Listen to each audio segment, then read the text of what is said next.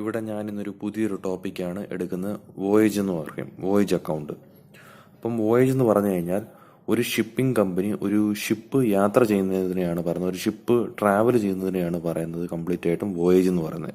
അപ്പം ഏതൊരു ഷിപ്പിംഗ് കമ്പനിയും ഇതുപോലെ തന്നെ ഒരു കപ്പൽ യാത്ര ചെയ്യുമ്പം അതിന് അതിൻ്റെതായ രീതിയിൽ കുറേ ചിലവും ഉണ്ടാകുന്നുണ്ട്, അതിൻ്റെതായ രീതിയിൽ കുറേ വരുമാനം കിട്ടുന്നുണ്ട്.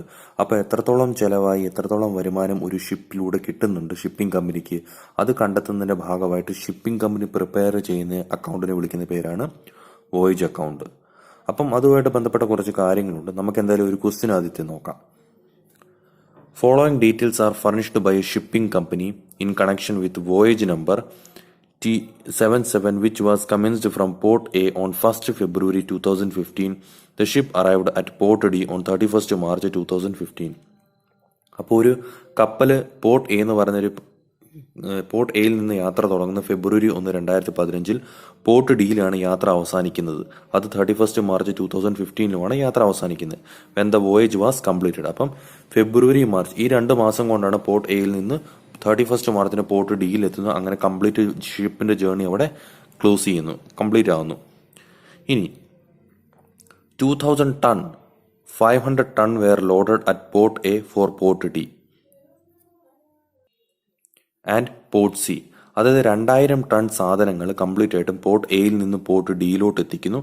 അതേപോലെ പോർട്ട് എയിൽ നിന്ന് പോർട്ട് സിയിലോട്ട് എത്തിക്കുന്ന 500 ടൺ സാധനങ്ങളും respectively. Another 300 tons were loaded at Port C for Port D. Port സിയിൽ നിന്ന് പോർട്ട് ഡിയിലോട്ട് 300 ടൺ സാധനങ്ങളും കൂടി കൊണ്ടെത്തിക്കുന്നു. The freight charges wear.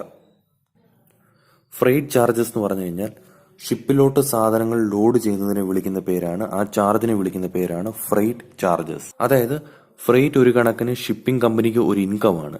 അതായത് കംപ്ലീറ്റ് ആയിട്ടും എത്രത്തോളം കാർഗോസ്, എത്രത്തോളം സ്റ്റോക്കുകൾ കംപ്ലീറ്റും ഷിപ്പിനകത്തോട്ട് കയറ്റി വെക്കുന്നു, ആ സ്റ്റോക്കിന് ചുമത്തുന്ന എമൗണ്ടിനെ വിളിക്കുന്ന, ആ ലോഡ് ചെയ്തൊരു സാധനത്തിന് ഷിപ്പിംഗ് കമ്പനി ചുമത്തുന്ന ഒരു എമൗണ്ടിനെ വിളിക്കുന്ന പേരാണ് ഫ്രൈറ്റ് ചാർജസ്. അപ്പം പോർട്ട് എയിൽ നിന്ന് പോർട്ട് ഡിയിലോട്ട് കൊണ്ടുപോയ 2000 ടൺ സാധനത്തിന് ഓരോ ടണ്ണിനും 100 രൂപ വെച്ച് ഫ്രൈറ്റ് ചാർജ് ചെയ്തിട്ടുണ്ട്, ഓരോ ടണ്ണിനും. അതേപോലെ പോർട്ട് എയിൽ നിന്ന് പോർട്ട് സിയിലോട്ട് കൊണ്ടുപോയിട്ടുള്ള 500 ടൺ സാധനത്തിന് ഓരോ ടണ്ണിനും 80 രൂപ വെച്ച് ചാർജ് ചെയ്യുന്നുണ്ട്. അതേപോലെ പോർട്ട് സിയിൽ നിന്ന് പോർട്ട് ഡിയിലോട്ട് 300 ടൺ സാധനങ്ങൾ കൊണ്ടുപോയിട്ടുണ്ട്. അങ്ങനെ ഓരോ ടണ്ണിനും ഇവിടെ 50 റുപ്പീസ് പെർ ടണ്ണ് ചാർജ് ചെയ്യുന്നുണ്ട്. ഇനി അടുത്ത് the freight is subject to 10% primage. Primage എന്ന് പറഞ്ഞു കഴിഞ്ഞാൽ അതും ഒരു കണക്കിന് ഇൻകം ആണ് ഷിപ്പിംഗ് കമ്പനീസ്.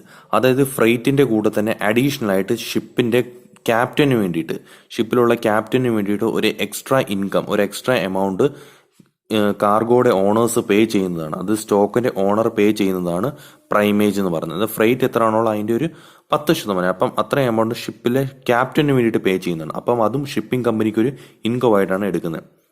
പിന്നെ 5% address commission and 3% brokerage. Address commission എന്ന് പറഞ്ഞു കഴിഞ്ഞാൽ കംപ്ലീറ്റ് ആയിട്ടും ഒരിക്കലും ഡയറക്റ്റ് ആയിട്ട് ഷിപ്പിംഗ് കമ്പനീസിലോട്ട് സാധനങ്ങൾ ആരും ഡയറക്റ്റ് ആയിട്ട് എത്തിച്ചു കൊടുക്കുകയല്ല ചെയ്യുന്നത്. അപ്പൊ പല ബിസിനസ് സ്ഥാപനങ്ങൾക്കും അവർക്ക് ഏതൊക്കെയാണ് ഷിപ്പിംഗ് കമ്പനീസ് ഉണ്ടെന്ന് അറിയത്തില്ല. അപ്പൊ അവരൊരു ഏജൻസി മുഖേനയാണ് കംപ്ലീറ്റ് ആയിട്ടും ഷിപ്പിലോട്ട് സാധനങ്ങൾ എത്തിക്കുന്നത്. അപ്പം ഏജന്റ് മുഖേനയാണ് ഈ പറഞ്ഞ ഷിപ്പിംഗ് കമ്പനീസിന് ഓരോ ഇവരുടെ സാധനങ്ങൾ ബിസിനസ് ചെയ്യാനായിട്ട്, സാധനങ്ങൾ എത്തിച്ചു കൊടുക്കാനായിട്ട് ഇങ്ങനെ ഓരോ ബിസിനസ് കിട്ടുന്നത്. അപ്പം ഒരു ഇടനിലക്കാരെപ്പോഴും ഉണ്ടാവും. അപ്പൊ ആ ഏജൻസി കമ്പനിക്ക് കൊടുക്കുന്ന ഒരു കമ്മീഷനാണ് ഈ അഡ്രസ് കമ്മീഷൻ എന്ന് വിളിക്കുന്നത്. അപ്പം അഡ്രസ് കമ്മീഷൻ എന്ന് പറയുമ്പം അതിനകത്ത് പ്രൈമേജും ഫ്രൈറ്റും കൂടി ചേരുന്ന എമൗണ്ടിനെയാണ്, അതിന്റെയാണ് 5% കാണേണ്ടത്. അതായത് 5% അഡ്രസ് കമ്മീഷൻ എന്ന് പറയുമ്പോൾ പ്രൈമേജിന്റെ നമ്മൾ എടുക്കണം, ഫ്രൈറ്റും കണ്ടുപിടിക്കണം. രണ്ടിന്റെയും ടോട്ടൽ എമൗണ്ടും കൂടി കൂട്ടിയതിനു ശേഷം അതിന്റെ വേണം നമ്മൾ 5% അഡ്രസ് കമ്മീഷൻ കണ്ടുപിടിക്കാൻ. ആൻഡ് 3% ബ്രോക്കറേജും ചാർജ് ചെയ്യുന്നുണ്ട്. The freight was insured at 0.5%. അപ്പൊ കംപ്ലീറ്റ് ആയിട്ടും ഗുഡ്സിന് നമ്മൾ ആ കയറ്റി വെച്ചിരിക്കുന്ന ഗുഡ്സിന് 0.5% ഇൻഷുറൻസും കമ്പനി പ്രൊവൈഡ് ചെയ്യുന്നുണ്ട്. ഇതൊക്കെ ഒരു എക്സ്പെൻസ് ആണ്. The hull was insured for the voyage at 1%. Hull എന്ന് പറയുമ്പോൾ ഷിപ്പ് എന്നാണ് ഉദ്ദേശിക്കുന്നത്. അപ്പൊ ഷിപ്പ് കംപ്ലീറ്റും 0.5% ഇൻഷുറൻസും എടുത്തിട്ടുണ്ട്. സോറി, 1% ഇൻഷുറൻസും കവറേജും കൊടുക്കുന്നുണ്ട്. പിന്നെ depreciation is provided at 5% per annum. 5% depreciation ഉണ്ട്. Cost of the ship is ₹12 lakhs. ഷിപ്പിന്റെ cost 12 lakhs. The expenses at different ports were. ഇനി ഓരോ പോർട്ടിലും ഉണ്ടാകുന്ന എത്രത്തോളം ചെലവാണ് അതിനെക്കുറിച്ചാണ് ഇനി പറയുന്നത്. ഒന്നാമതായിട്ട് പോർട്ട് ചാർജസ്, പിന്നെ call captain expense, harbour wages. Harbour wages എന്ന് പറയുമ്പോൾ പോർട്ടിലുണ്ടാകുന്ന, അതായത് തുറമുഖത്തുണ്ടാകുന്ന കൊടുക്കുന്ന വേജസ്, കൊടുക്കുന്ന വേതനത്തിന് നമ്മൾ ഹാർബർ വേജസ് എന്ന് പറയുന്നത്. അപ്പം പോർട്ട് എയിൽ ഉണ്ടാകുന്നത്,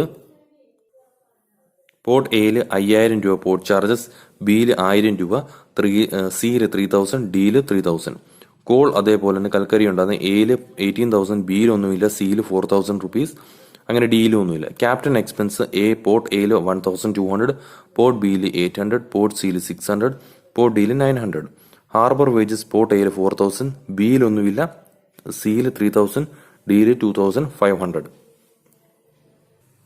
ഇനി സ്റ്റോഴ്സ് പർച്ചേസ്ഡ് എമൗണ്ടഡ് ടു ₹8,000. അതായത് സ്റ്റോർ ആ വർഷത്തിന്, ആ 2 മാസത്തിനിടയിൽ പർച്ചേസ് ചെയ്തിട്ടുള്ള 8,000 റുപ്പീസിന് സ്റ്റോർ പർച്ചേസ് ചെയ്തിട്ടുണ്ട്.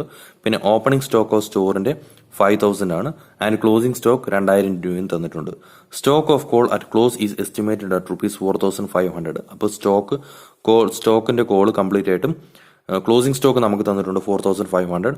As again stock of ₹1,500 at the beginning. Opening സ്റ്റോക്കും കോളിന്റെ തന്നിട്ടുണ്ട്. Salaries and wages of sailors amounted to ₹12,000 per month.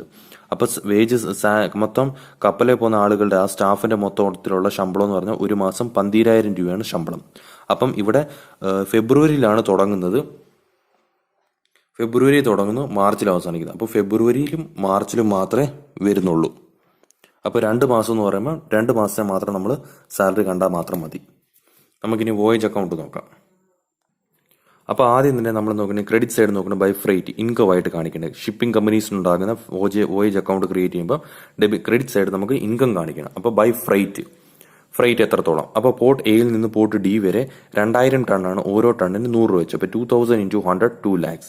Port എയിൽ നിന്ന് പോർട്ട് സി വരെ 500 ടണ്ണാണ്. അത് ഒരു ടണ്ണിന് 80 രൂപ വെച്ച്, 40,000.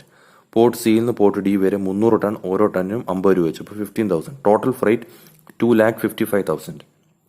ഇനി അത് കൂടാതെ ഒരു ഇൻകം ആയിട്ട് വരുന്ന പ്രൈമേജ് വരുന്നുണ്ട്. ബൈ പ്രൈമേജ് അത് 2,55,000 ഫ്രൈറ്റ് ഇൻറ്റു 10%. പ്രൈമേജ് 10%. അപ്പം 25,500. ഇതാണ് ടോട്ടൽ ഷിപ്പിംഗ് കമ്പനീസ് ഉണ്ടാകുന്ന ഇൻകം. അപ്പം ഇനി അടുത്ത ഉണ്ടാകുന്ന ഷിപ്പിംഗ് കമ്പനീസ് ഉണ്ടായ ടോട്ടൽ എക്സ്പെൻസ്, അതെല്ലാം നമ്മൾ ഡെബിറ്റ് സൈഡ് കാണിക്കണം. To address commission. Address commission എന്ന് പറഞ്ഞാൽ നേരത്തെ പറഞ്ഞിരുന്നു, ഫ്രൈറ്റും പ്രൈമേജും കൂടി ചേരുന്നതാണ്. അപ്പം 2,55,000 പ്ലസ് 25,500 ടോട്ടൽ എടുക്കുക ഇൻറ്റു 5%. ക്വസ്റ്റിന് പറയുന്നുണ്ട്. അപ്പം 14,025 ആണ് അഡ്രസ് കമ്മീഷൻ വരുന്നത്. അതായത് 2,80,500ന്റെ 5%, 14,025.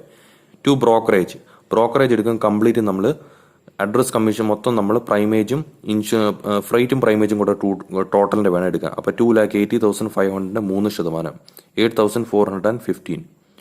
അടുത്ത ടു ഇൻഷുറൻസ് ഓൺ ഫ്രൈറ്റ് നമ്മളോട് പറയുന്നുണ്ട് 0.5% ഉള്ളൂ. അപ്പോൾ 2,80,500ന്റെ 0.5%.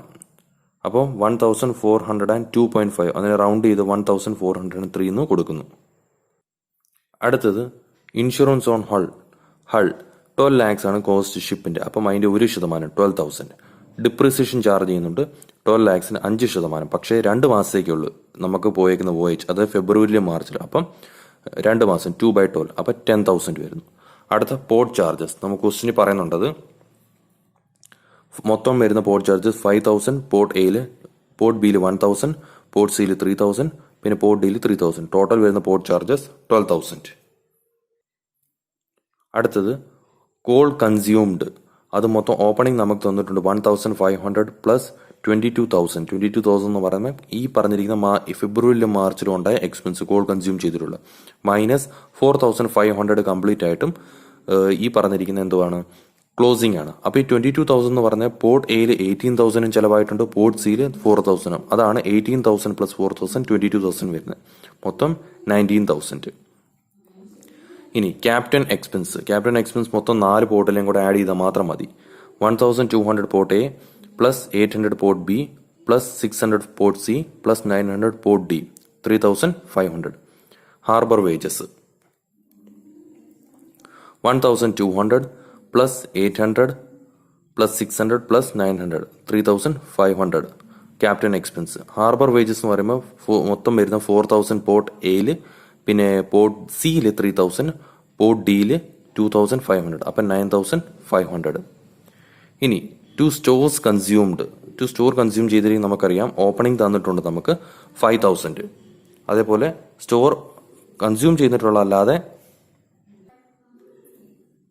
8,000 നമുക്ക് അല്ലാതെ നമുക്ക് ഈ ഫെബ്രുവരിയിലും മാർച്ചിലും ഉണ്ടായിച്ചാലും -2,000 ക്ലോസിങ്. അപ്പം മൊത്തം 11,000 ആണ് 2 സ്റ്റോഴ്സ് കൺസ്യൂംഡ് ഇവിടെ ഉണ്ടാകുന്നുണ്ട്. പിന്നെ അടുത്തത് 2 സാലറീസ് ആൻഡ് വേജസ് 12,000 ആണ് പെർ മന്ത്. അപ്പം വോയേജ് പോയിരിക്കുന്നത് ഫെബ്രുവരിയിലും മാർച്ചിലാണ്. അപ്പോൾ 12,000 × 2 24,000 ആണ് ഉണ്ടാകുന്ന സാലറി സ്റ്റാഫിന്റെ. അപ്പം നമുക്ക് ടോട്ടൽ നോക്കുമ്പോൾ 2,80,500 ആണ് നമുക്ക് ടോട്ടൽ ഉണ്ടാകുന്ന ഇൻകം. അതിൽ നിന്ന് മൊത്തം എക്സ്പെൻസും കൂടി കുറയ്ക്കുമ്പോൾ പ്രോഫിറ്റ് ആണ് കിട്ടുന്നത്. 1,55,657 റുപ്പീസ് ആണ് ഷിപ്പിംഗ് കമ്പനിക്ക് ഉണ്ടാകുന്ന ഇവിടുത്തെ ലാഭം. അപ്പോൾ ഈ പ്രോബ്ലം ഒന്ന് വർക്കൗട്ട് ചെയ്ത് നോക്കുക. So thank you so much and wish you all the very best.